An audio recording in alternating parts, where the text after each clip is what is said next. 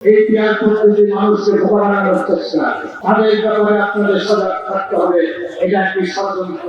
আপনি জামাত করলে বেঁচে যাবেন, এই দুটি বিষয়ে আপনার সজাগ থাকবেন। পিয়ার পদ্ধতি হলো আপনি ভোট দিলেন হাজির ইয়াসিনকে, আর নির্বাচিত হবে সিলেট থেকে ডাক্তার শফিকুর রহমান। এটা হয়? আপনি কাকে খুঁজতে যাবেন? এই পিয়ার পদ্ধতি মানুষকে ভোগানোর চেষ্টা। আজকে কিছু ধর্ম ব্যবসায়ী এই পিয়ার নিয়ে নেমেছেন। এই পিয়ার কিন্তু মহাদেশের প্রধান নেই। আপনারা সবাই বলেন ভারত নাকি হচ্ছে কি গণতন্ত্রের আতুর ঘর, সে ভারতের মানুষের পিয়ার কাকে বলেছিলেন।